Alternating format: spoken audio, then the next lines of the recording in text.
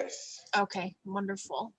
So as we had talked about last week, SMART goals are very specific, measurable, achievable, relevant, and time-based goals.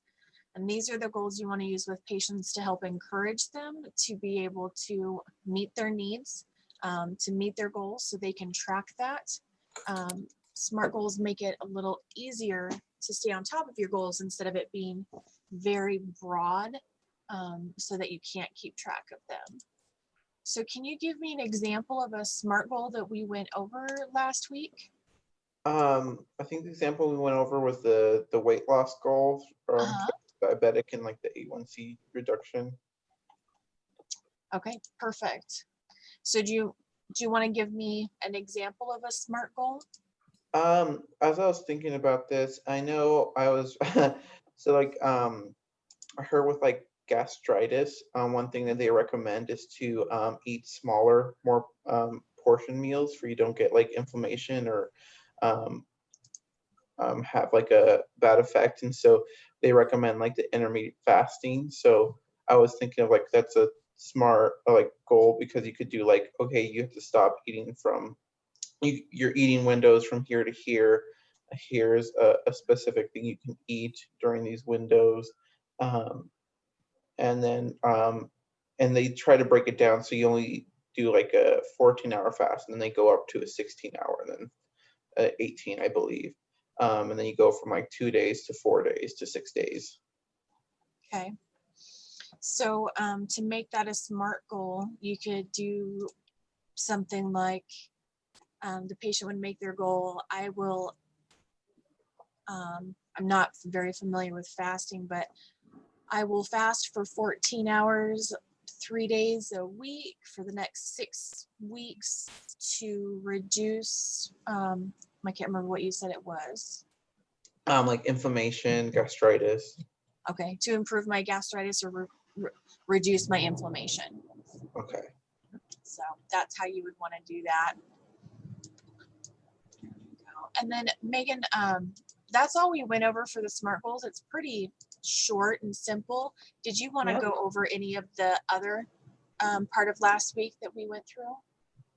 No, because we're going to be covering a lot today. So I do want to pretty much jump in. The real work here, Alberto, is that SMART goals are very difficult to set around behaviors, health behaviors.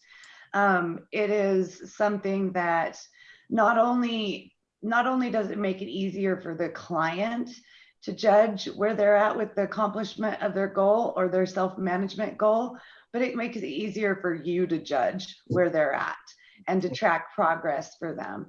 I really encourage using SMART goals to in your own life because it proves to you how hard it is, and it's just great practice.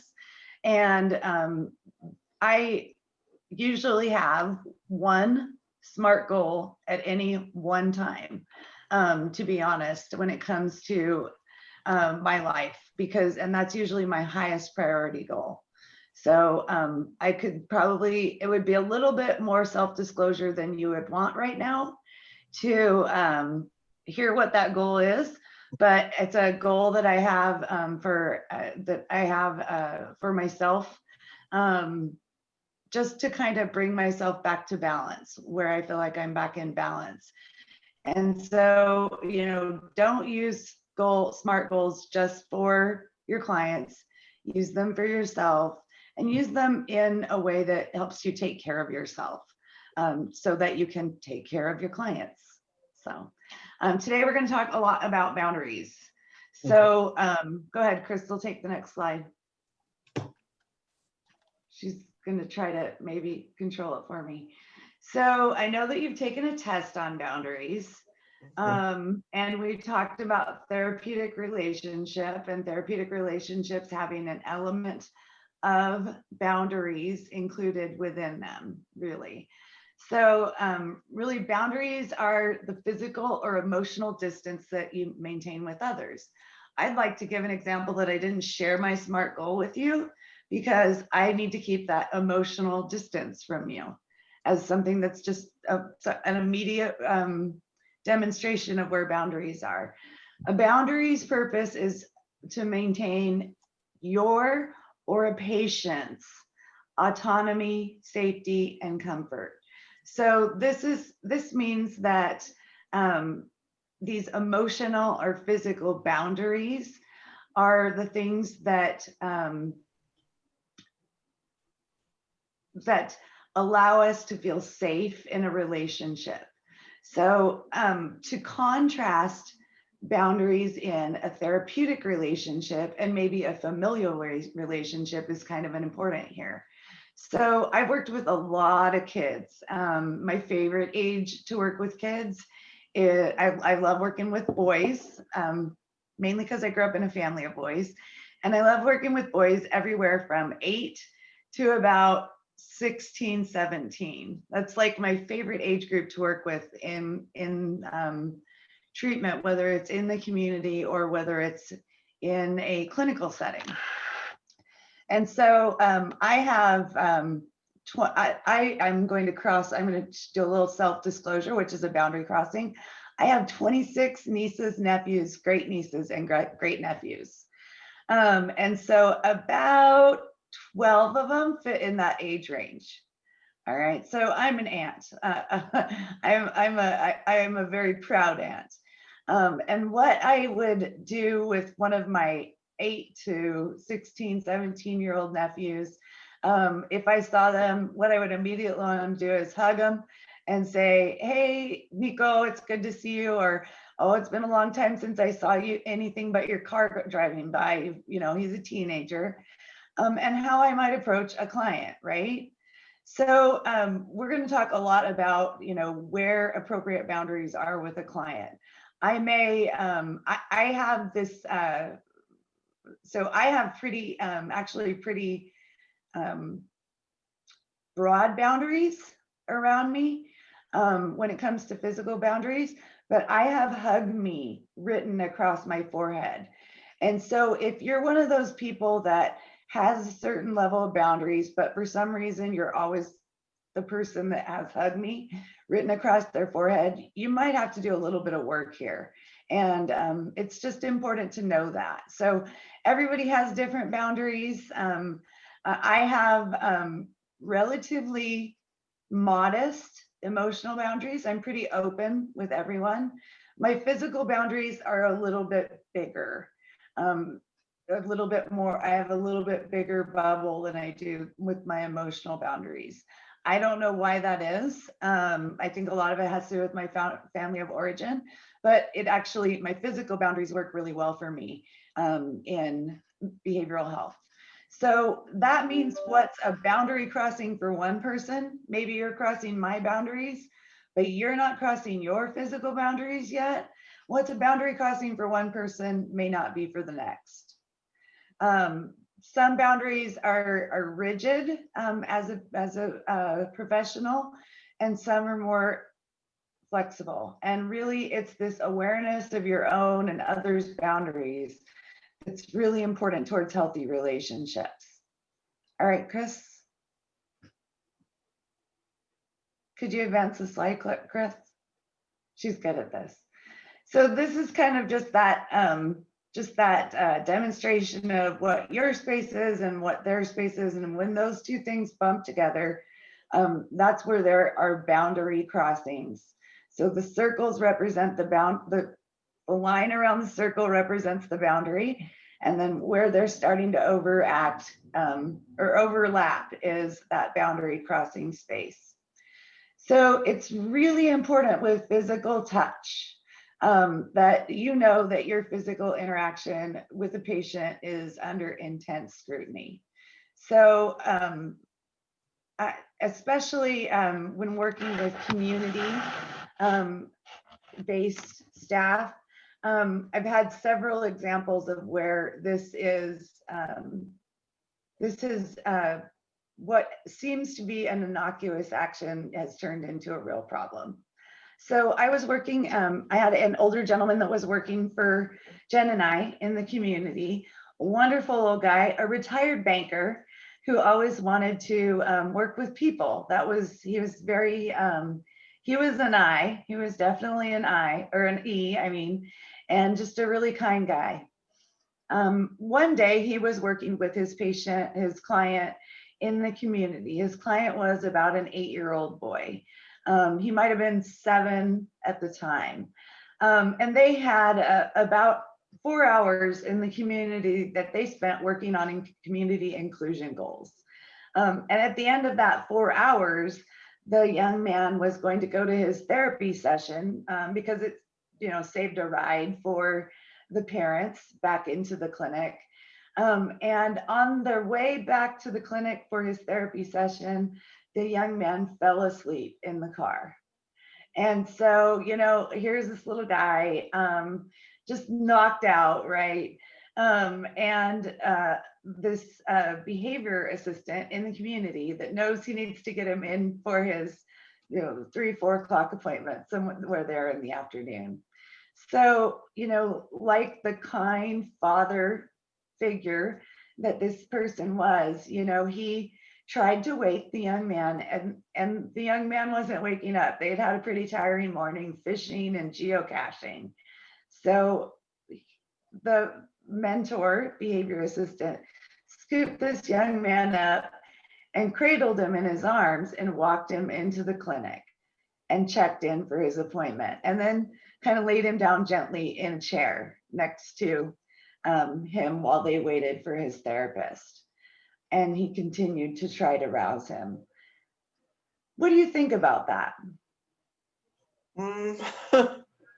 I mean, I feel like, I don't know, I personally feel like if he surely wasn't, if you couldn't wake him up in the car, I don't see how you could have woken him up before his appointment.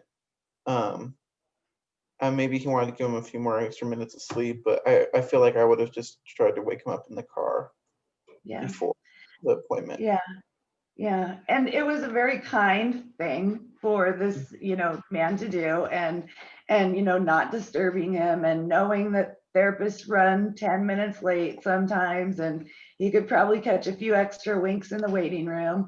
A grandfather or an aunt or an uncle, that's what we would do, right? Mhm. But really what ended up happening is that while our behavior assistant was carrying this young man in, who was fully able-bodied, so don't think that way, he was a little firecracker. He was witnessed by a more of a chief operating officer doing this, and oops, sorry, and because that was inappropriate touch, we had to give him that feedback. And so, and he took, his name was Mel, he was a wonderful man. He took the feedback extremely well.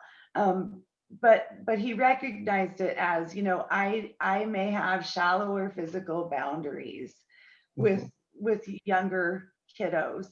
And so, sorry about that. It must be a 911 from my mother, but I'll kind of just ignore that. So he realized he may have shallower boundaries than some, right? Yeah. So a lot of times, I like I said, I have "hug me" written across my forehead. And so a lot of times when spending time with patients, even adult patients, if I feel an infringement on my boundaries, I really have to cue them, that, I prefer if you sat a little farther away from me, or I'm going to move my chair over here so that I can stay in eye contact with you. But I'm not comfortable sitting this close to you. And that's okay to say. It's absolutely okay to say. It's better if you can just slip out of the way and reposition yourself. But if you have to directly cue someone using the bubble concept, it's okay to do too. The reason why I also put "why do you ask" up there is because inevitably you will help someone and make them very happy. You're already doing that, I'm sure.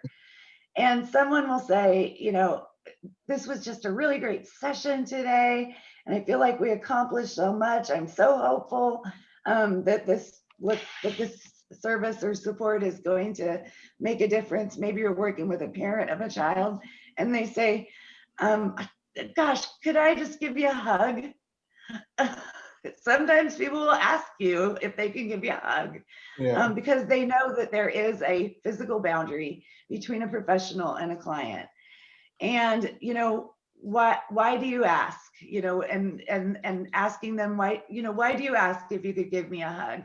And they might say, well, I'm just so happy. And that would be your cue or your moment, to tell them, I'm really happy for you too. We worked really hard on this together, and I will keep you posted as soon as I hear more. But I would just appreciate a handshake. Mm-hmm. And that's okay to say. It's okay to do those things, to redirect people. Now, the other thing is, if you have hug me written on your forehead, is that there are some people that are sneaky huggers. So and some people and some little children are just going to hug you out of the blue, right? You're opening the door for your adult client. This is my experience. I'm opening the door for my adult client, and and I'm just like, gosh, so because I do have a little bit broader physical boundaries, I'm like, I tense up, right? And I have to tell them, okay, I really appreciate that you wanted to give me a hug. What did you need? What else do you need, or what did you need from me in that moment that you thought, you need a hug? I just was really excited. And okay, the next session I might come back and say, we talked a little bit about hugs in the last session, and I really want to encourage you that you are a lovable person, and you are definitely a huggable person. But in my role as a professional, I can't give reassurance to someone or I can't give affection to someone with a hug. So just being really straightforward, and then being open to having the conversation from there. There was nothing wrong with you giving me a hug. It's a natural human emotion to feel, joy and want to share that joy. But because I'm a professional, I do have that boundary where you need to stay, where we can't hug. So it's important to think about that. And Jen's a big physical boundaries person, so I know she probably came off face mute because she has a great example too.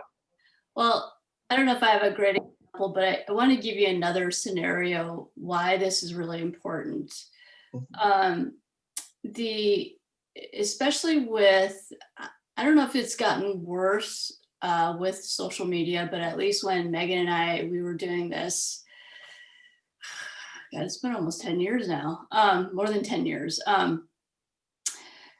The thing that we used when we had behavioral assistants or case managers and skills trainers, just like Mel, really this kind of naturalness of being close to someone and giving them physical touch is just kind of part of being human, right? And one of the things that we have found is that when patients have been either abused or have been abandoned or had some sort of bonding break and all sorts of things that's kind of happened with the not only a child but adult, right? Mm-hmm. They find that physical contact or some sort of like emotional kind of intimacy and attachment is like a commodity. It's something that they can sort of it's the only thing that they can offer, right? And I remember this one case we had with a really great case manager. I mean, like she was fantastic. She was a little overly attached to one of the patients. And one time, this is when I was the executive director watching this, and she was, they were hugging each other, and I can't remember if the teenager, I can't remember, like kissed her on the cheek or something, but it was very familial, right? It wasn't inappropriate, but the comment she made to me was really interesting. She said, well, she was just really thankful that I was helping her. And it's just, that's all she could really offer. And I said to her, we have to role model what's physically appropriate for people, because they don't know. It's really confusing. And when people have violated your physical boundaries, you sort of get desensitized to like what is appropriate. And they get very, it's almost like monetizing their behavior. And when she said that, I said, so how far could that go? Like if this physical touch is saying thank you to you, and she has nothing else to give, it really isn't that far away from like physically, like, well, I could get some food, I could just sleep with this person. Oh, I could get something and I could do this with this person. And we really want to have people understand, like, that's a personal thing, right? You should be safe in your space. And not only them, but we as care providers, but we have to really role model, like, what is this thing that makes me safe? What is it that I can say, hey, I don't feel like you need to be in my space? Or asking, just like in this queuing section, like, why do you ask? Because as Megan says, she's got hug me on her forehead and I'm like, stay away from me, please don't touch me. And so you have to kind of have, if you're one or the other of us, right? You do want to have that physical boundary. You got to teach kind of patients like to ask, because you don't want them monetizing their physical affections and intimacies, because that they feel like that's the only commodity that they have. And we don't want that to be. We just want that to be like a natural interaction and very appropriate interaction between two people, whether you're an adult or a child. So that's why this is really important. As much as we're saying as a professional, we don't, we have these things that we can't touch patients.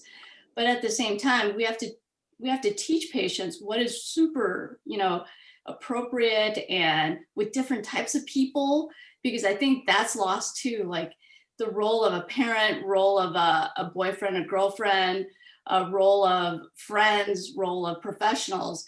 We have different type of emotional connections, but I don't know if there's really that teaching going on.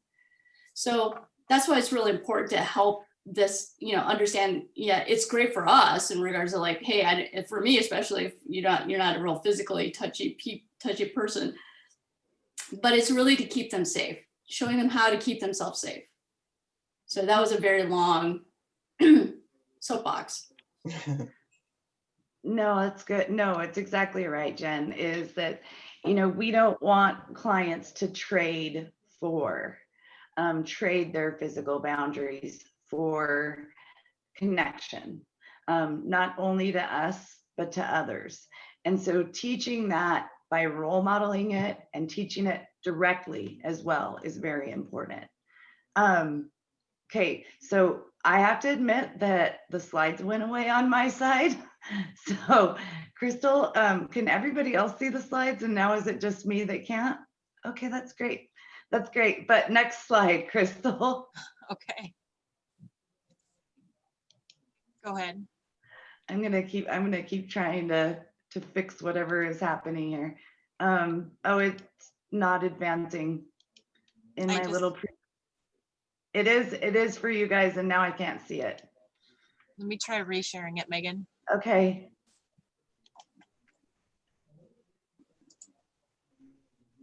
I'm sorry, guys. I don't know what happened. Zoom icon at the bottom. Sometimes when you open up a document, it'll take There. But if you hit No, yeah, it had it. No, I've got it. Yeah, it's just popped up. So I apologize, guys. So moving more, talking more about physical touching boundaries. There is touch that you can give a client. I mean, and depending on their physical abilities, there is touch that you can give to a client. So I like to talk a little bit about assistance type touch. So if it is supportive of a client's independence and you have asked permission of a client, it is okay to give assistance type touch. So assistance type touch might be holding something still for a client, that, you know, holding something still for a client so that they can manipulate it. It's like a pill box, holding a pill box so that they can put pills in the pill box. It might be something like helping a younger child zip up their jacket. It's assistance type, so it's so that the person can perform basically a life function. Now, assistance type touch is always asking, even when you've been told yes to that task before. So let me think of a name that isn't actually one of my clients, because I always want to pop their names in here, but Bobby, we are going to go outside and get into the car, or go outside and go to the next building. Will you please grab your jacket and put it on? So Bobby puts his jacket on, and the jacket is open, and it is very cold outside, and Bobby is wearing a t-shirt. So it might be important to ask Bobby, Bobby, can you zip up your jacket? And no, my mom does it for me. Bobby, would it be okay for me to zip your jacket up for you? All right, so jacket zipped up. So those are assistance type touch. Always asking to touch still. Reassurance type touch is one of the hardest ones to gauge whether it's appropriate. So there will be times you are working with a client and an extremely emotional event or issue may come up or may have just happened. And, you know, they are in the context of a child, you know, they are really looking for something to help them feel safe. A hug is a reassurance type touch, but it is not the only type of reassurance touch. An arm around the shoulder of a client, not like this, but an arm around the shoulder of a client and patting them on the shoulder when you've identified with that client. Would it be helpful if I patted, could I put my arm around you for just a moment? I know you're very upset. Or if they ask for physical touch, because some people will ask for physical touch. Pats on the shoulder, holding a hand. So I have held clients' hands before in session, both in the community and in individual session. I have a particular way that I like to hold a hand because it's different from a casual hand holding. So I like to press their hand between my two hands and put that in a neutral space between us, so that I'm not laying in their lap holding their hand, and they're not laying in my lap with me holding their hand, but putting that connection out there and holding their hand with two hands. That's a technique that I use because it is distinctive from holding a hand, or holding a hand, you know, grabbing someone and holding their hand while they sit it in their lap. So that is something that is a reassurance type touch that I can and have offered clients before. So, and I know that maybe it seems like, I don't know, can you tell how that is a different type way to hold a hand than others? Do you see why that's so distinctive? Yeah. Yeah. So it is, we don't want our clients to be struggling and suffering through a crisis without any reassurance type touch. As long as they have given permission or asked for that, and you've had the discussion that, you know, I will hold your hand. I know this is a tough time for you. So you're also telling them what you're going to do. And then my favorite, reinforcement or redirection touch. So I give high fives all the time. Like the coronavirus has ruined high fives for me. It kind of ticks me off a little bit, but high fives, knuckles, air fives now. I've seen people give air fives. That reinforcement kind of touch. That's, different. And that's something where you don't just go like this in the air and expect, like, give me a high five. All right, give me knuckles, I'd really love to give you knuckles. That was a great, you did a great job tracking your blood sugar this week. Give me knuckles. That was a lot of work. I know it. So there's a lot of reinforcement touch that you can give. So are you a knuckle guy? Are you a high five guy? Do you have one of those for you, Alberto? I think the high five seems, yeah. Wait, are you tall though? Because if you're tall, high fives are kind of insulting to us short people. Yeah. So you just do like a low five. Low five for you, yeah. And then there's the idea of guiding touch, so we wouldn't let someone stumble. We wouldn't allow a child to cross the street on their own. If we knew a child was, if we knew someone was visually impaired in some way, we wouldn't not offer them some help to pick up a bag or anything like that, or to get from point A to point B. So it's really important also to know about guiding touch. Also in groups and activities, you may have a group or activity where you say everybody join hands. And so it's really important that's why I have this little guy on the bottom of the screen to remind me. It's really important to let everybody know, we're going to join hands for part of this activity. If you don't want to, you don't have to. We'll still include you in the activity. But it's better just to kind of help people stay in their bubble, right? So, and help people learn their bubble. Okay, next slide, Chris. All right. So just a question. You live in the community that you work in, right, Alberto? Mm-hmm. Congratulations. You are an expert in mental health to every person that you meet that knows you work with Family Health Services. And the local supermarket is probably going to be, do you have more than one supermarket in your town? We have a few. A few, okay. All right, well, the supermarket is going to be a new challenging adventure. So we will address this. So when you're starting a therapeutic relationship with a patient, and you live in a smaller town, even when you live in a huge town, and I have a story about that, you may run into your clients or their caregivers in the community, your patients and their caregivers in the community.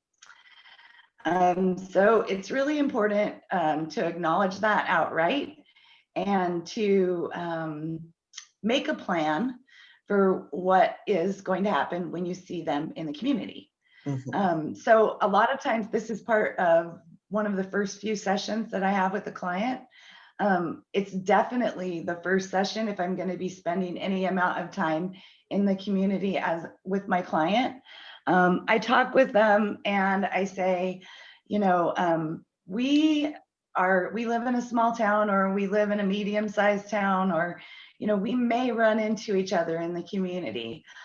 I would just like to that sounds interesting. I thought I fixed that, but I would just like to run through, how you would like to approach that if we run into each other in the community. My practice, I would typically say, my practice would be to acknowledge you, but not speak to you. So you may see me make eye contact, but I wouldn't necessarily speak to you. And I don't want you to feel affronted by that. But that's typically what I would offer my clients, because it's the lowest form of me acknowledging you're there. I acknowledge most people when I walk by them with a smile or a nod. And so I would be simply, treating you like most people that I would see in the community, in the grocery store, in the park, etc. sometimes people will want to introduce you to others when in the community.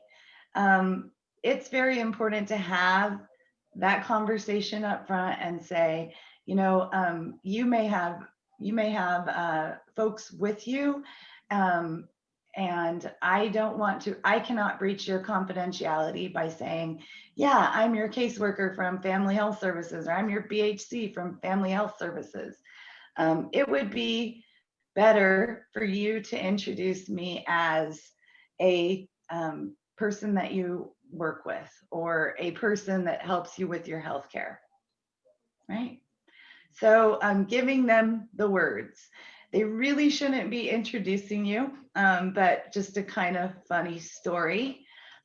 When Jen and I were working with behavioral health assistants in the community, we were working with children, and children would often run into their friends when we were with them. And children would want to say, this is my cool mentor. They didn't want to say, this is my behavior assistant. That sounds weird, right? But another name we had for our program was the mentor program. And so people would want to introduce you as, this is my cool mentor, Mel, or my cool mentor, Megan. I was cool once.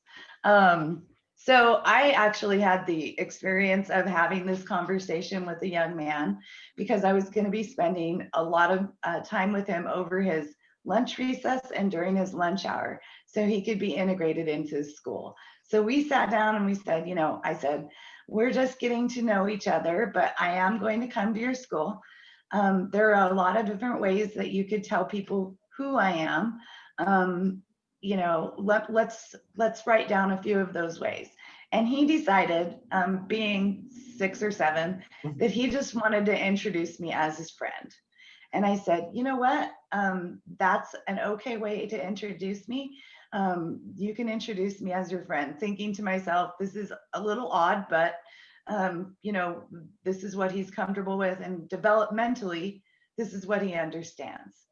So we sit down for lunch. I have string cheese because I brought string cheese every day to kind of bribe other kids to come out and hang out and have lunch with them. And within a few weeks, one of the little girls that came to sit at our table said, Isaac, you know, who is this person? Who is Megan? Who is she? What does she do? And Isaac said, this is my friend, Megan. And she goes, huh, your friend is big and old. And so, you know, the lesson to be learned of that is that that we help our clients to navigate, you know, who we are and what we do for them. But it's always important to keep it short, appropriate, and never breaching confidentiality. So it's the other thing that I would prepare you for some, go ahead and go to the next slide, Chris, sorry. The other thing I'd prepare you for is that if you have a family member that spends a lot of time with you in the community, create a code word to get out of a situation. So sometimes we do have clients that are adult clients that are unable to regulate the way that they socialize with you in the community. And so my husband knows that when I say, I'm sorry, but we really have to get going. My nephew Zachary's birthday, we're going to my nephew Zachary's birthday party. My husband knows that means even if we have stuff in the cart, we might be ditching it and getting out of there, because I am with a client that can't regulate themselves. I'm not trying, of course, I'm trying other things like redirecting the client and saying it was nice talking to you, and giving them the appropriate social cues before I leave. I'm not snubbing them, but I am telling my husband, you know, we kind of got to get out of here pretty quickly. So the reason why that's important is because you may run into, and this has happened to me, and Walmart is my worst nightmare. It's why I don't go there anymore. I have actually physically been in a cashier line where I approached and did not realize that I had a client that I served in front of me. And then once I entered the line, I had a client that I served enter the line directly behind me. And so what I was risking was breaching both of their confidentialities to one another in the middle of Walmart. And my husband, despite us being second in line, I said, you know what, we really got to pick up a present for little Zach. It's his birthday party. And my husband knew that meant that I was going to do something weird, and he just had to go along with it. Because I had that client in front of me and that client behind me. One was an over-talker, I knew it. The other one was a newer client, and we had some discussion about it, but she just said, I just want to be acknowledged. And I just said, I can't balance these two people's rights to privacy. So I pulled a Zach. So I don't know. Do you have any ideas about how you might handle situations where people approach you in the grocery store? I've had it happen before, and honestly, I just do what you do. I leave the situation, or if they see me before I see them, I'll acknowledge them, but I won't try to approach them. Yeah. But usually if they see me before me, I'm gone. I get it. I really do. And you know, it's always important to wrap up the next session and say, you know, I know that I saw you in Safeway the other day. I apologize. I was with some friends that don't understand the confidential nature of my work. So I left with my friends, you know, and only merely acknowledged you. Right. So you can say that, or to say, you know, I was really in a hurry. So you know, I had to jet. Things get crazy for us too as therapists. So, all right. Outside session contact, necessary contact by telephone. You're not calling them to wish them happy birthday unless you have a scheduled appointment on their birthday, which is a tip. Have a scheduled appointment on their birthday if you want to tell them happy birthday, if you're that kind of person. Limit it to business hours and communicate. Oh, that should say to patients. So limit it to business hours and communicate these to patients. So sometimes some positions do have a schedule where you can return a call at 6 p.m. or return a call early in the morning. It's always important to communicate what those boundaries are to the patient. Leave an appropriate voicemail greeting for families. So if you are utilizing your cell phone, maybe calls are being forwarded to your cell phone. Maybe your cell phone answering message shouldn't be, "What's up, fool?" Right? This is Alberto. Leave me a message, peep, and I'll get back to you. Or one of those annoying ones where that says, "Hello, hello, hello." So I'm just encouraging you to up your game on your voicemail greeting. You know, my cell phone, which I have used for contact with clients within agency policy, and had given my cell phone number within agency policy to clients, has a message that says, "This is Megan Gomeza. Please leave a message after the tone, and I will get back to you as soon as possible. If this is an emergency, please contact 911 or your local mental health crisis line." Because it still says that. It still says that, because even if I have Billy Bob, my neighbor, calling me because his son is experiencing a psychotic break, which I have had done, okay, this has happened to me, I still want them to know the proper steps to follow in case of an emergency, a mental health emergency. So I know different agencies have different rules about forwarding to your cell phone and then blocking when you call out. Some agencies allow you to do that. It is extremely convenient. So make sure that your voicemail is appropriate, always appropriate. And document even a phone call to you that you were unable to return. You need to document that in the medical record. Texting. Okay. There are almost no agencies which allow texting for any other purpose but confirming an appointment time. Texting is dangerous. I'm just going to say it right now. Texting is dangerous. There are people that I have worked with that I text. They are fellow professionals. I do not text HIPAA sensitive information, obviously, but when I do text a client to, if I were texting a client to confirm an appointment, I would be very simple and say, this is Megan confirming our appointment for Wednesday at 10:30. I would not be disclosing the agency that I work with, nor the type of service that I'm providing them. Okay. The most important thing is follow agency policy. So some agencies even have fancy apps that you can download that allow you to text your client. Some agencies have patient portals that allow you to text your client. Follow agency policy. And get this, texting may be really quick, but you still have to freaking document that you texted them. So you might as well try to get them on the phone and talk to them. And make that, and do that concurrent documentation at the same time that you called the client and confirm the appointment, or you called the client and you confirm that they got their prescriptions, whatever it is. Don't rely on texting. So next, any questions on phone contact, Roberto? No. What kind of parameters have you been given around phone contact by Tori so far? Like the no texting, no, only if you're gonna send an email, use the server thing.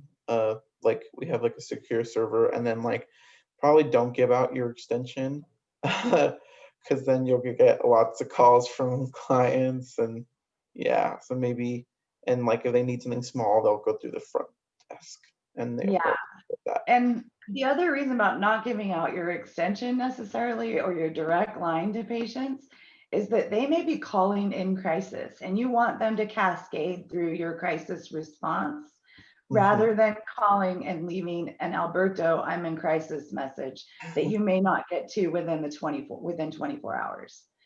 And that is absolutely my policy, is that I acknowledge any call from a client within 24 hours. I acknowledge any call from a colleague within 24 hours. That's very important to me. Hopefully a lot less than 24 hours, but at a minimum 24 hours. And when I leave and I'm not available by cell or available by email or available by phone, I leave that new voicemail on my phone as well.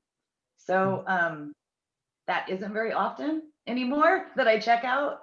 But when I do, I leave the appropriate voicemail. It is, wait, can you go forward one more slide, Chris? Okay, it is 5 minutes till 9. We're gonna take a 5-minute break, and everybody can use the restroom, okay? And we will hop right back in. Is that good? Yes. Sounds good. Okay.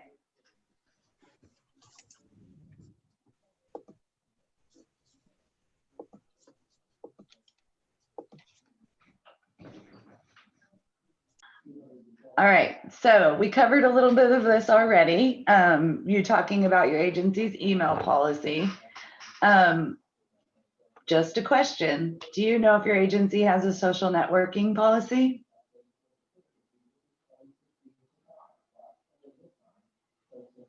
You're on mute. You're on mute. Yeah, you can't like follow or like add somebody on any social media platform. Right. If there are additional policies that your agency has around social media about, of course, pictures. Do not take pictures. Okay. So I'm going to give you like the ultimate social media lesson. And this was, I almost created a HIPAA privacy breach. All right. So I was getting back to work after something had happened in my life. And I had a very nice day. And my dear sweet husband sent me flowers. So here I am in my office. Well, it wasn't an office, it was a cubicle, but whatever. I can dream. Here I am in my office, and here I am, and I take a picture of my flowers that my husband sent me, which are sitting right on my desk. And I have somebody take a picture of me and my flowers. They're sitting right on my desk. And I post it to my Facebook at the end of the day, like, wow, what a great day, you know, I'm getting back to work, etc., etc. Included in the frame of that picture was my dual monitors, which didn't have filters on them. And because I have the eye for what our EMR looked like, I had taken a picture of my EMR schedule and an open client file in our EMR with my flowers sitting in front of my computer. Okay, so I got a ring, ring, ring from the privacy officer, who is my friend on Facebook. And she said, do you realize what you posted on Facebook? And I was thinking to myself, well, she's my friend on Facebook. And I was like, not what are you, which post? You know, I'm active on social media. And she's like, we need to talk. So I come over, she shows me on her Facebook what she sees. And I get a warning because when you zoomed in, you couldn't actually read any of the patient names. All right. So your social networking account should not be a window into the world of the work that you do. If you got, I mean, I get it. You'll have office parties and, you know, you'll want to post pictures. If those parties ever involve clients, no pictures, no posting. Okay. And I've had friends lose their jobs for posting a picture with a client in the background. So please be mindful. Please be mindful. Next, that should be no, and I will just say with social networking, there is a young man, he is now probably in his mid-20s, who still friend requests me occasionally, who I have had a direct discussion with, because most of the times you get the friend request and you're sitting there like, okay, I can't accept it, but you have to go back to the client and you have to see them for an appointment maybe in a week or so. And you have to explain to them, you know, I do not accept friend requests from clients. It's a part of my agency policy, or it's just a part of my boundary. I do not accept friend requests from clients. I've had that conversation with him. Still, every 2 or 3 months, I'll get a friend request from him, and I still decline it. So once I've had that, and I don't have the opportunity to have future conversations with him, I'm not going to make an opportunity to have a future conversation with him, but still I have to decline it. So just saying, it happens, constantly managing it. All right, next one, Chris. So accepting gratuities. What have you learned about FHS's policy on accepting gifts from clients? I believe you can accept gifts as long as the value isn't over $25. Okay, that's good. So when you are accepting a gift, I highly encourage you to look into the motivation for that person giving a gift. Okay, so there's a difference in a small dollar store figurine that a little kid gives you for Christmas because you're their favorite counselor, and there's a difference in between that and somebody giving you a gift because they want you to do something for them, right? Yeah. Pretty obvious, right? Yeah. I have a policy. Yeah, I have a policy of not accepting their possessions in any way. So a lot of times, even adults will want to give you something that is precious to them. I do not accept any possessions. I am the type of person that actually will side dance most gifts of appreciation, regardless of the amount. Money, obviously not. And Jen gave the example, I think, in a previous session where we had a grandparent of a client that wanted to provide us with money as a gift for thanking them for their help. What you can do is you can suggest that the parent or the caregiver purchase an activity for their child to do, or that they purchase something for, say, this is money better spent on your relationship with your child. Why don't you consider buying a family game, something else? Food, if you feel comfortable. So I go all over the place on this one. A lot of times, because in my role in the community and in my role as a paraprofessional, because I actually knew the environment that the food was coming from, I would accept it, and then I would dispose of it.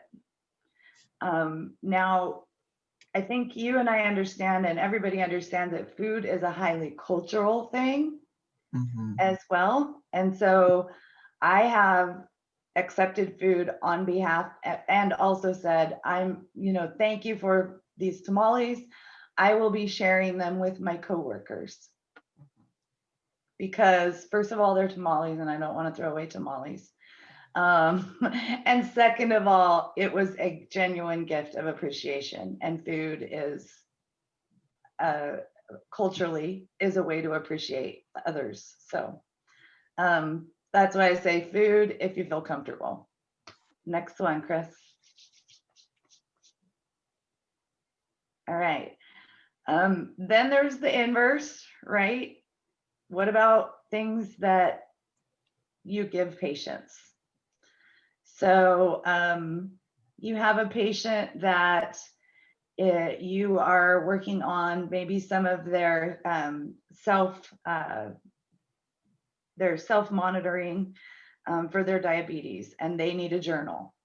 Would you buy every patient a $50 journal or a $10 journal? No. So don't set up as being a precedent of Mr. Moneybags. So if they ask you if you can buy something, you have to say, let me staff with my supervisor to see if there are any resources that we can use to purchase that for your family. Or you can suggest, I have checked out the prices on these things.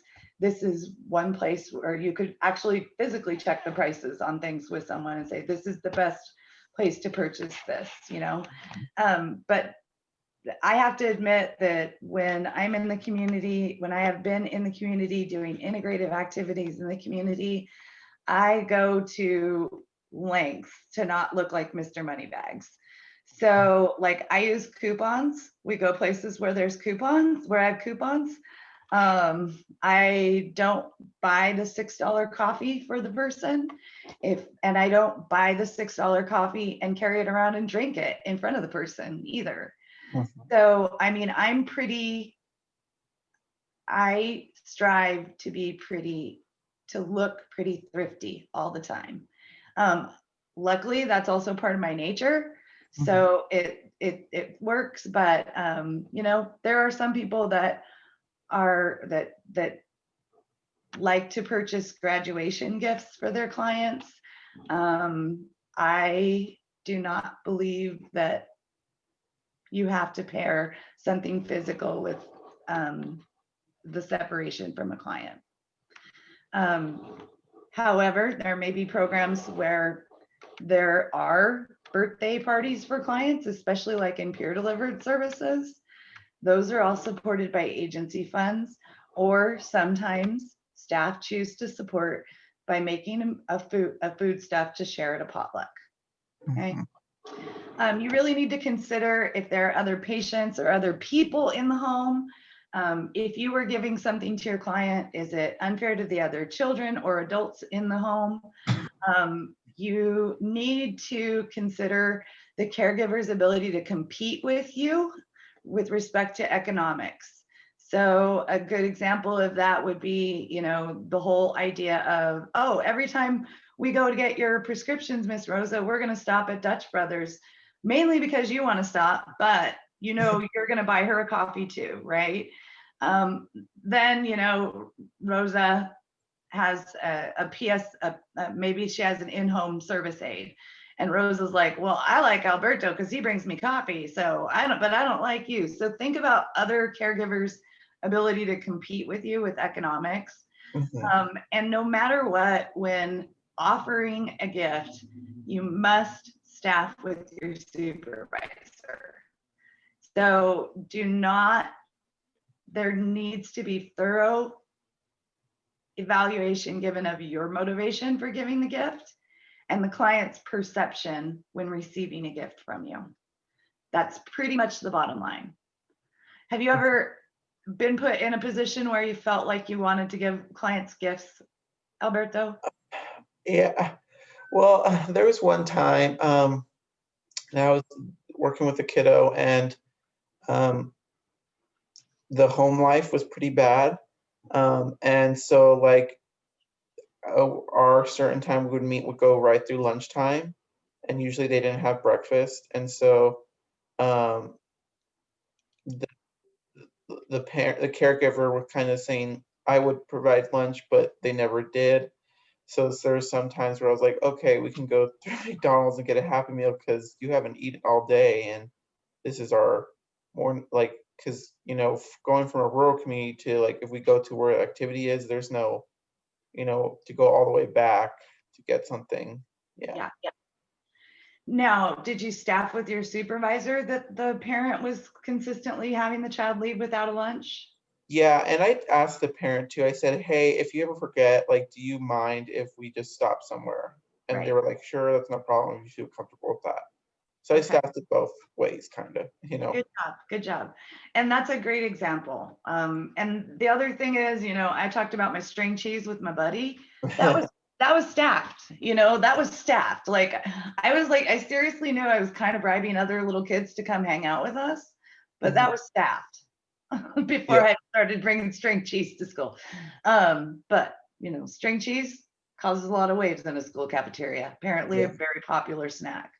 So sounds like that you handled that very well. And I'm glad that you talked with your supervisor and talked with the parent, and it was a backup plan, and they'll try to help the parent be responsible. All right, next slide, please, Chris. All right. Patient appointments and safe home visits. So whenever possible, meet in a public place, a coffee shop, a library, somewhere that has Wi-Fi. This was it's kind of interesting because I have given permission for workers to buy a hamburger for a client and go use the McDonald's Wi-Fi. And I have given them the money to go use the McDonald's Wi-Fi just because they were an adult patient. And they needed to meet and do something, but there wasn't, it was just more convenient for them to meet at the McDonald's than meet in their home, and it was safer. And they had Wi-Fi. Wear appropriate clothing for a patient home visit. Business casual is a little dressy. I'll just put it that way. Wear pants that you are confident you can get stains out of. Wear shoes that are comfortable and easy to move in. I highly discourage skirts, even though I wear them all the time and could tell you a really bad story about a skirt, but I don't think that you wear skirts, so I won't waste too much time on that. If you're going to go to the park, dress like you're going to go to the park. If you're going to visit with the patient in their home, and you have the ability to wear maybe an FHS shirt, that's great if that's allowed, and those are available to you. But don't dress in cream colored slacks, you know, with big bulky jewelry and Mhm. things hanging off of you and 6 different bags. I might see girls that do that more than guys, but you know, travel light, travel with what you need, and only what you need. Make sure that your vehicle's in good working condition. That's pretty obvious. You must always schedule something that you are doing off-site in the EHR or on-site in the EHR. You should be notifying, depending on your supervisor, if you're doing a visit in the community, your schedule may need to be lined out in the EHR. And some supervisors want you notifying them when you leave for an appointment and notifying when you come back. I am one of those supervisors that kind of wants to know when someone leaves and someone comes back. So I give my supervisees permission to text me to let me know that they're back. But it is very, very important to know what your supervisor's expectations are more than anything. This is to keep you safe. We should know where you're going. If at the last minute plans change and the client says, you know, I really don't feel comfortable meeting at McDonald's, I feel more comfortable meeting at my house. And you can't update that in your EHR or update your supervisor on that, you should not be going to their house. You should be rescheduling your visit with them. Carry your cell phone, turn it on vibrate, sit close to the door. If your agency has a patient home visit safety policy, read it and abide by it.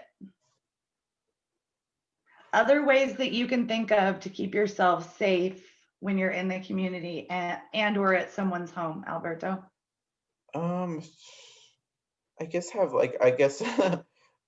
like you know, I think with the parents they have their own crisis plan, so maybe you have your own in case something happens, or you might want to double staff that if there is like a meltdown or a tantrum while you're there. How do they want you to act? Do they want you to leave while they handle it, etc. Things like that.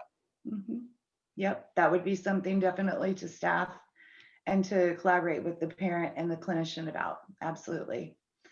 The other, I guess, you know, next slide, Chris. It'll talk about this a little bit.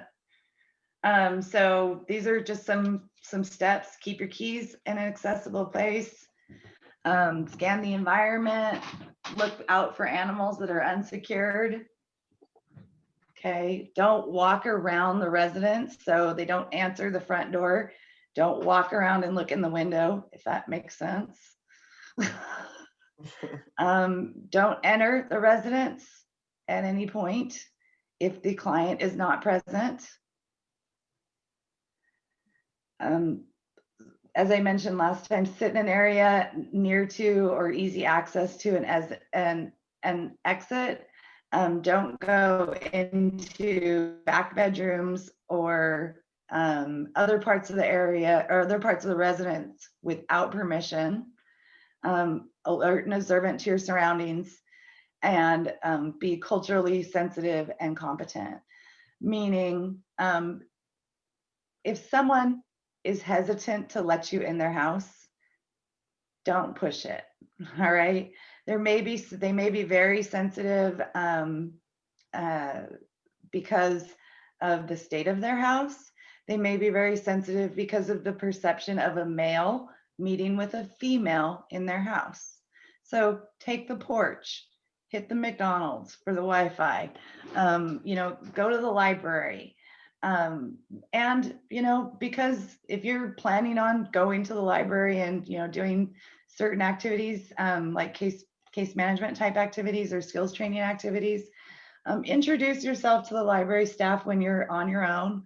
Let them know that you work for Family Health Services and that you may be bringing individuals here that you'll want private space with. Ask what they have available. Often they have reading rooms available, and those are very helpful. And the other thing is, you know, the whole male and female meeting together, that's where a public place is very appropriate. It is not unheard of to have a female, and this is also relying, sorry, next slide, also relying on your personal judgment. It is not unheard of for a female client to misrepresent what she and a male staff member, or vice versa, because I'm using the male example because you're male, but or vice versa, misrepresent what he or she did with a male staff member behind closed doors. Okay. And that's unfortunate. But the two things that protect you from that are meeting in a community setting and thorough documentation of what you did do during that visit. Okay. This is just kind of like review, politely decline food or drinks or ask to take it with you. Limit sharing personal information. I mean, you should not be stopping off at your house to grab something when you're with a client. I think that's pretty obvious.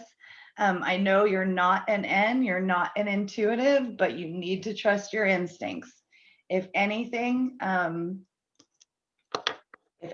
concerns you with regard to safety, you should be documenting that and notifying your supervisor.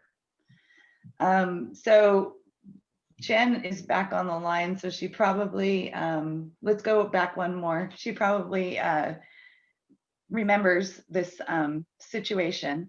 So I was asked to teach some parenting skills to a mother of a child who was approximately 7 years old.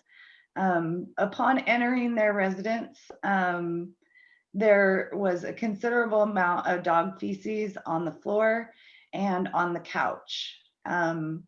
I, at one point, asked to use the restroom during the visit, and there was a very putrid smell coming out of the bathtub, and a strange colored liquid. I returned to the living room, and I witnessed one of the younger children chasing kibbles of dog food around on the floor and eating them. I completed my visit with the parent, and I exited and returned to the office after 5 o'clock to staff that shit up, to staff that situation up.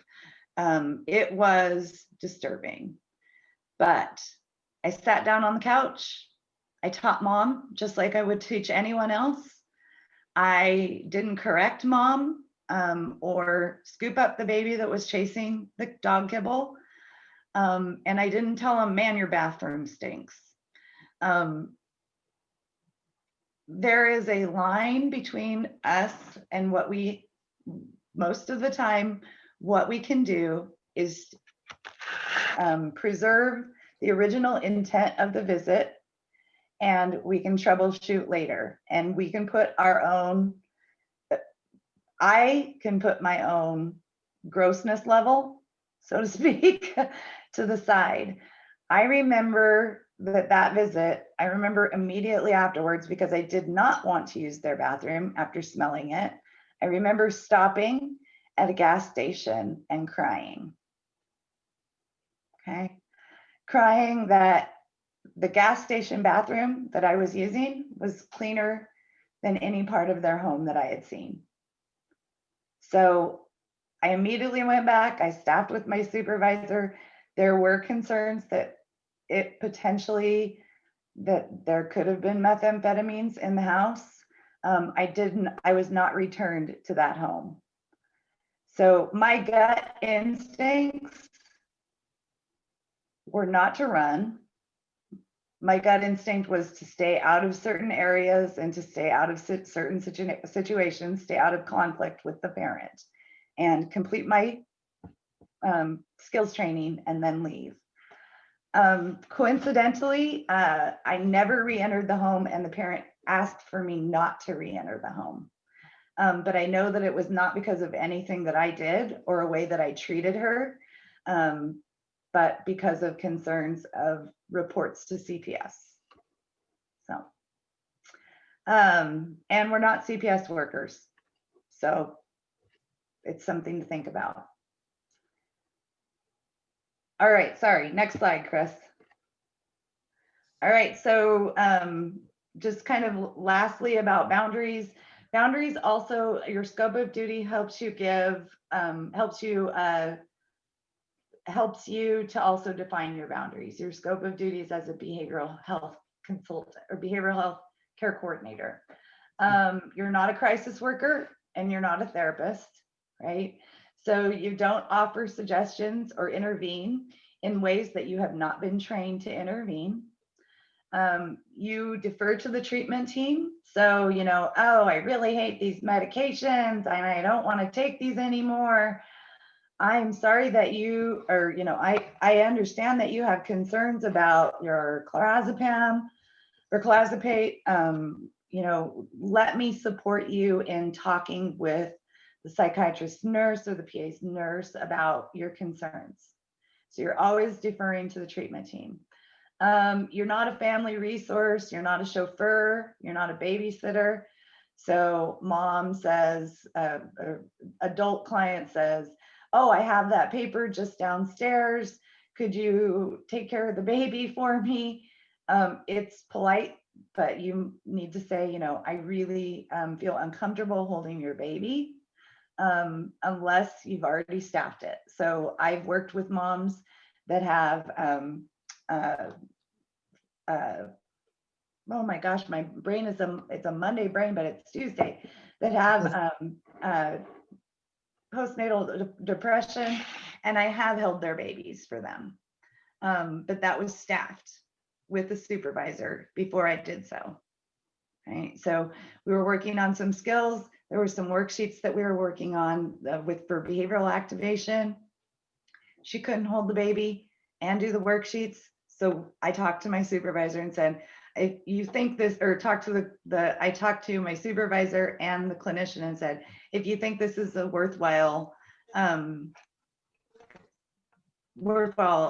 intervention for me to use with this client, somebody's going to have to hold the baby because the baby can't always be napping, right? And when the baby was napping, I didn't go in there and scoop him up and hold him. I just let the baby nap. So, and I troubleshot with her and tried to get the baby, you know, tried to come during nap time. So the other thing is you're not a disciplinarian. You're always reinforcing the positive steps that a client's making in their life. The other thing is just deferring to the caregiver or the patient on rules or restrictions, like in an adult foster home placement or in a substitute care home, defer to that caregiver. So it's okay to say, you know, I'm not sure if we can buy this because I don't know what the rules are in your home around this. Even to an adult, it's okay to say that. Or can we check in with your guardian before you purchase this? It's okay for to say that to an adult. Okay. Okay. Next one, Chris. All right. So you took the boundary self-assessment, correct? Yes. All right. So there's no wrong answers. I took it too. Crystal, you took it, right? You're on mute. Okay, Yes, you're on I mute. took it. All right. So I have to acknowledge that I really don't want to punish anybody for having a high score or a low score. That's not my goal here. I will tell you that I scored a 38. And it says, you're nice and safe, no problems. You could stretch yourself and explore the gray areas of your work very carefully. I am a pretty black and white thinker when it comes to boundaries, but I acknowledge that I have to explain that black and white thinking to clients. But I am a pretty black and white thinker with boundaries. Crystal, do you feel comfortable sharing your score? Yeah, actually I scored a 34 and I have my paperwork back from when we were working together and I was working at AHA. And I scored a lot higher back then because I was working with the pregnant and parenting teens, which was a very topic very close to my heart. So my boundaries were a bit looser back then, and I was in the 60s back then. But now, after years of working and developing my boundaries and stuff, I've gotten down to a 34, where it says I'm nice and safe, but I could stretch myself back out again a little bit and explore the gray areas of my boundaries and relationships with clients.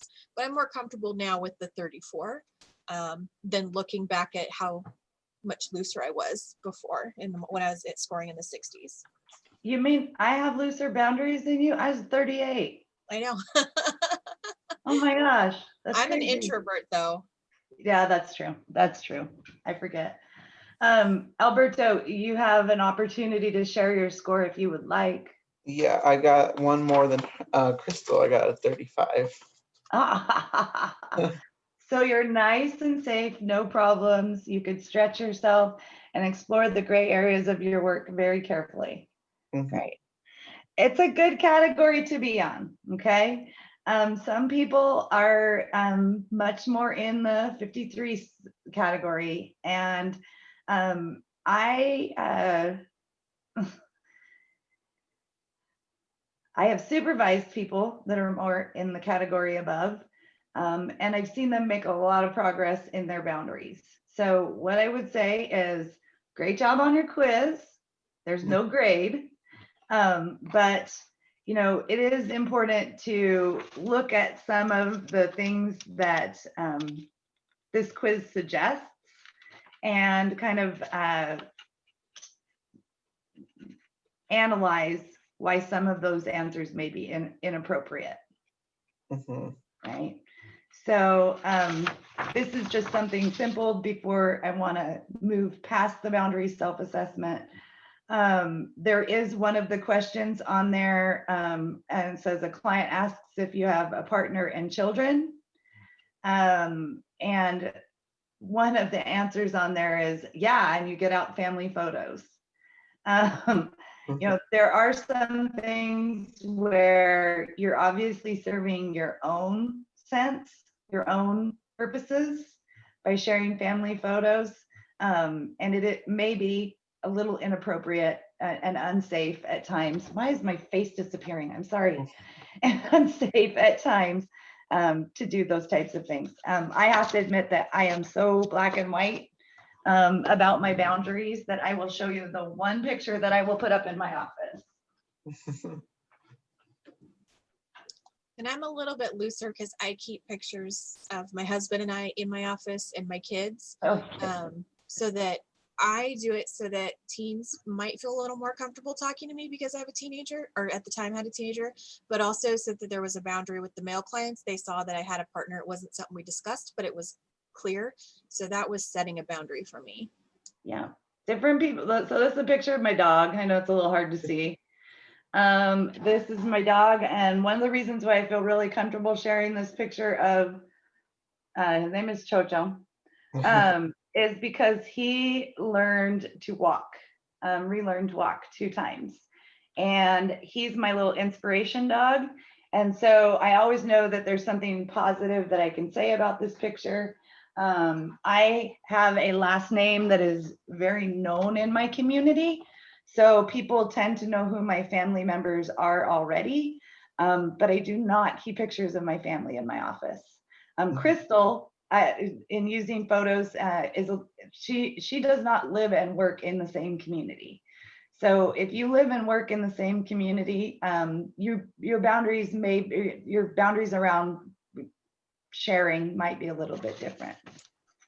Yeah, I think if I lived in Ontario when I was working at the high school, I probably would not have had pictures of my teenage son up because other people might have noticed and realized, and it could have made him or other students more uncomfortable.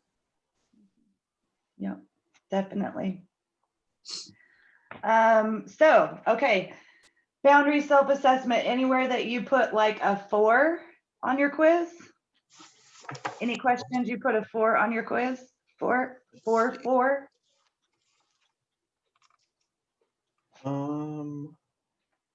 No, a lot of 3s, 2s. A lot of 3s. So I had 1 4, and it was on question 8.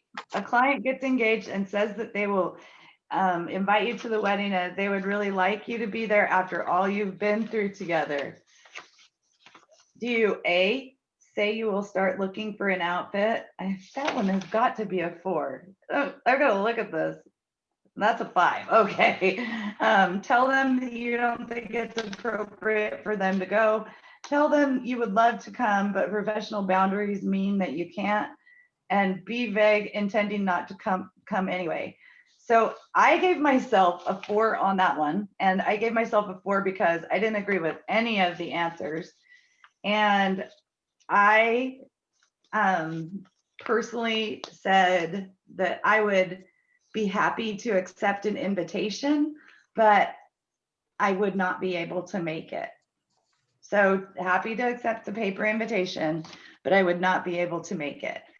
And the reason why I gave myself a 4 on that is because I really questioned if I felt close to a client that I wouldn't want to see what their wedding invites look like. And so I was like, I think I probably have a 4 in that area. But it's okay for there to be 4s. You know, these are just like 3-word answers or 5 or 6 or 7-word answers of what you could do. There are ways to accept a client's I guess to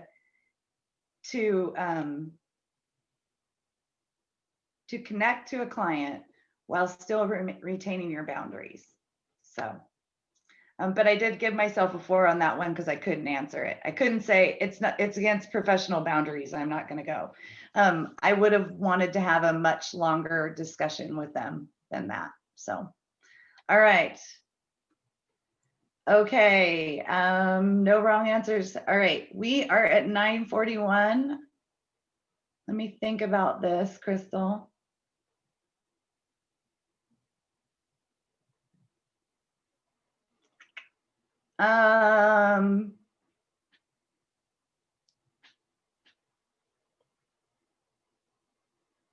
Let me do that. Let's do this. I am going to check on a couple things for boundaries because I know we really don't have enough time to get through. Okay, yes, we do. Crystal, next slide. I'm going to tough it out. We're going to get part way into this. So redirection. These are techniques to use with clients, obviously, with behaviors that are emerging with clients. So redirection is really the process of shaping a behavior that could be potentially dangerous, stigmatizing, or inappropriate, right? So redirection is one of the big tools in your tool belt with a client. It is very easy to be working with a client it is very common to be working with a client that really doesn't have a sense of time and doesn't have a sense of first we need to do this, then we need to do that, sequencing, so to speak. So clients will often want to change the course of your session. And you may have some ability to be flexible. With that ability to be flexible, if there's not a sequence of things that you must do, it's always okay for clients to choose what you guys work on first. So saying, you know, today we're going to practice the progressive muscle relaxation skill that you learned from your therapist. I'm going to check how you're doing with keeping your log of your blood sugars, foods, and your corresponding emotion. And finally, we're going to practice something new around mindful eating that you're learning with your therapist. And they say, well, I want to do the mindful eating thing first. Okay, not a big deal. Now, if you're working on something that has a prerequisite, right? So you have to complete part A before you can complete part B. Usually you'll want to introduce that concept by saying, right now, we are going to work on completing, right now we're going to work on completing your quality of life survey. And then we will talk about additional support that you need from your therapist or the team here at Family Health Services. So it's okay to sequence things, but you present it in that way. Right now, we are going to do this.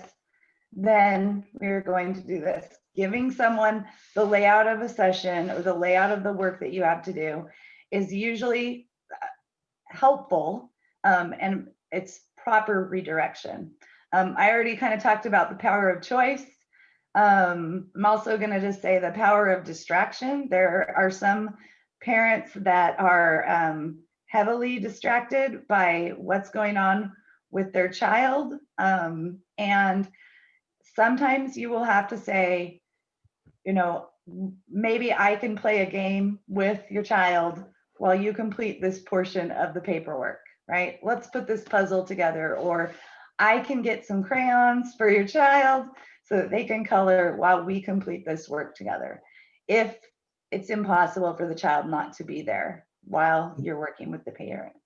And then just the power of differentially praising behavior. So there's the idea that, you know, hey, it's awesome, Sue, that you kept your log of your feelings and your food.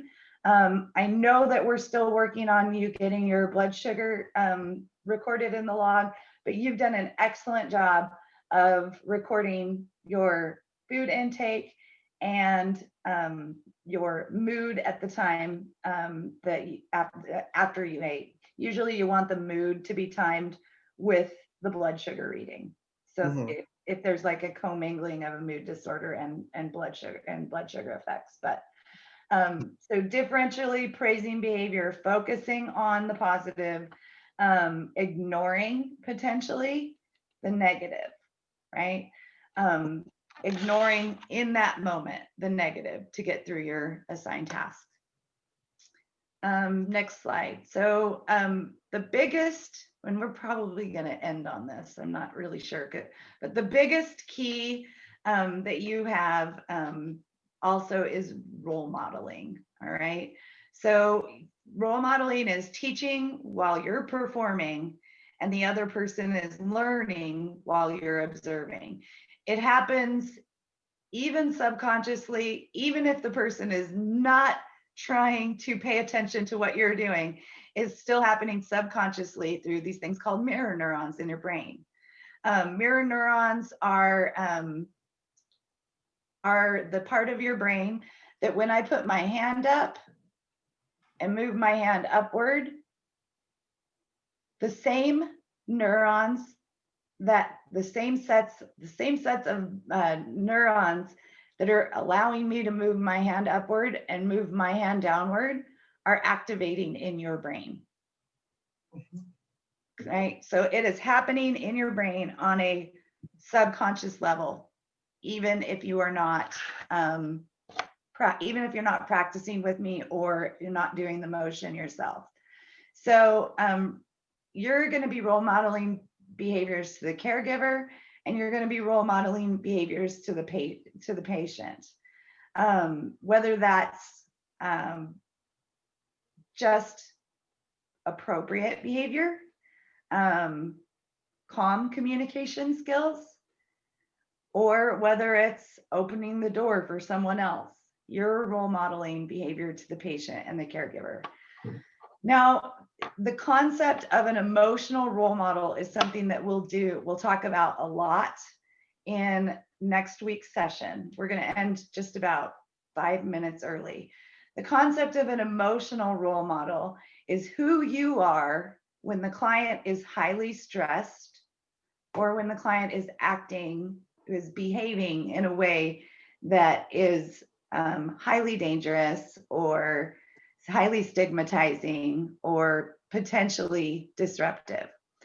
The concept of an emotional role model is I am always going to be the same calm, collected, and cool person, no matter where you're at on this spectrum of crisis. So what I would like to do is I would like to close a little bit early this week. Let me see the next slide just briefly, Chris. Sorry. to make sure I've got this right. Yes.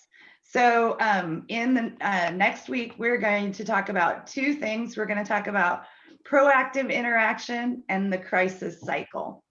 And so this proactive interaction and the crisis cycle depends heavily on you being an emotional role model for the patient. So what I would like for you to do in the next week, I'm giving you homework. It's easy homework, Roberto. I keep calling you Roberto because I have a friend named Roberto. No. Sorry, Alberto.